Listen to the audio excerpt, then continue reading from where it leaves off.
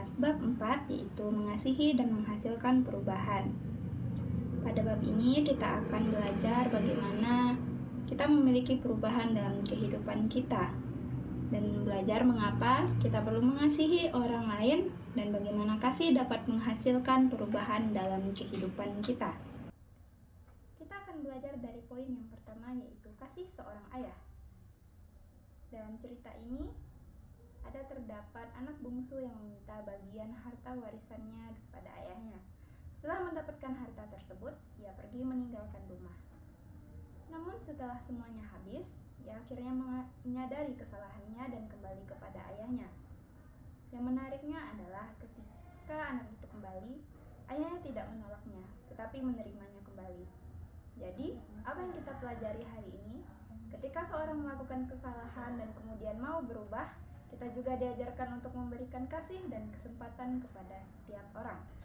Sekarang kita akan membahas poin yang kedua, yaitu kisah cinta seorang ayah.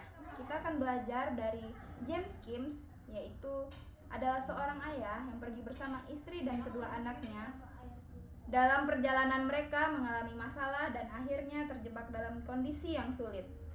Ketika keluarganya membutuhkan pertolongan, James berusaha mencari jalan untuk mendapatkan bantuan.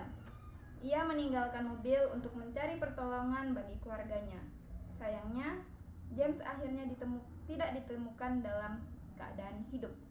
Dari sini kita dapat melihat bahwa kasih bukan hanya diucapkan melalui kata-kata, tetapi juga dapat ditunjukkan melalui tindakan dan pengorbanan.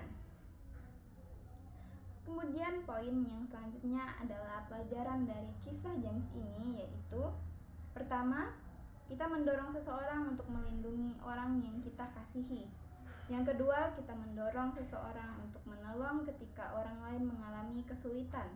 Dan yang ketiga, kita dapat membuat seorang rela berkorban demi orang yang dikasihinya. Poin yang selanjutnya adalah cinta kasih, kekuatan yang luar biasa. Dari pelajaran ini kita dapat melihat bahwa Allah sangat mengasihi manusia. Kasih Allah dinyatakan melalui Yesus Kristus. Jadi Yesus Kristus menjadi tanda kasih Allah bagi manusia.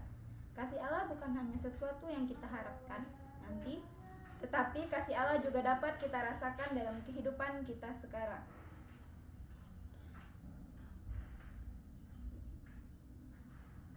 Kemudian kasih yang membawa perubahan. Ketika Yesus berada di dunia, banyak orang yang mengalami perubahan dalam kehidupan mereka. Yesus menghampiri orang-orang yang tersingkir dan menjadi sahabat bagi mereka. Orang-orang yang bertemu dengan Yesus mengalami sukacita dan pengharapan yang baru. Artinya, kasih yang diberikan Yesus bukan hanya berupa perkataan, tetapi benar-benar memberikan perubahan dalam kehidupan manusia. Jadi, sebagai orang Kristen, kita dipanggil untuk menunjukkan kasih kepada orang lain, sehingga kehadiran kita dapat membawa sukacita, pengharapan, dan perubahan yang baik.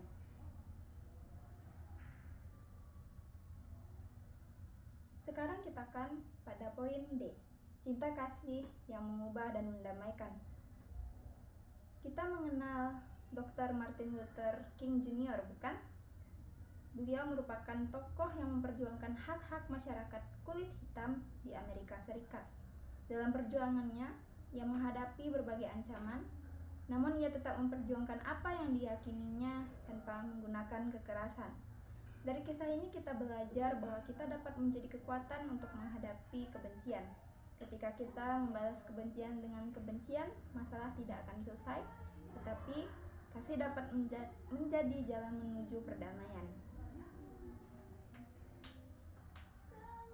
Poin yang berikutnya adalah mengasihi musuh. Yesus mengajarkan kita untuk mengasihi musuh dan berdoa bagi mereka yang menganiaya kita. Ini sangat tidak mudah, bukan? Biasanya kita ketika seseorang menyakiti kita, kita akan membalas. Tetapi Yesus mengajarkan sesuatu yang berbeda. Kita tidak dipanggil untuk membalas kejahatan dengan kejahatan, kita dipanggil untuk menunjukkan kasih. Sekarang saya ingin bertanya kepada semuanya, kalau ada teman yang mengejek kalian, apakah yang sebaiknya kita lakukan? Tentu saja kita dapat memilih untuk tidak membalas dalam kebencian, tetapi kita menunjukkan sikap dan kita akan mendoakan mereka.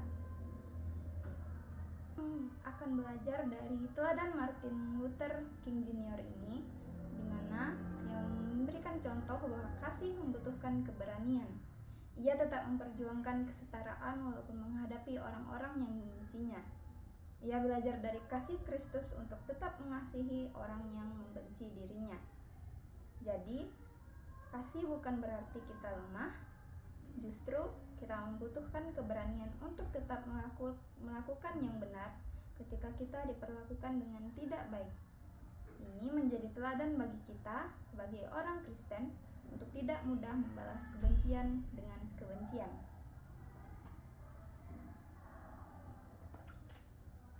Poin yang berikutnya adalah cinta kasih yang memadamkan api permusuhan.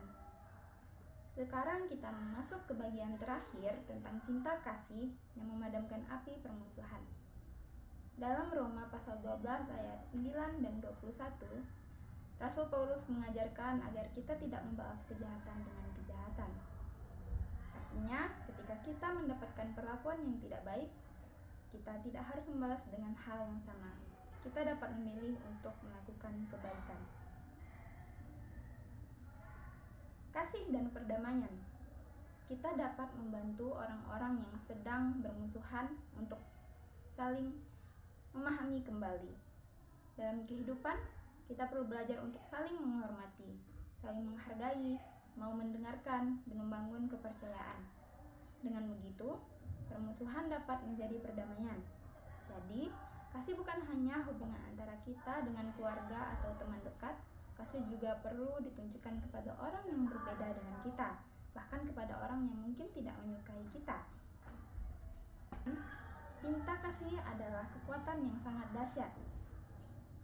Kasih dapat membawa perubahan dalam kehidupan seseorang. Kasih, pengampunan, dan kesediaan untuk berkorban dapat membantu memadamkan kebencian dan permusuhan. Jadi, sebagai anak-anak Kristen, kita perlu belajar untuk mengembangkan kasih dalam kehidupan sehari-hari, bahkan pada orang yang memusuhi atau membenci kita.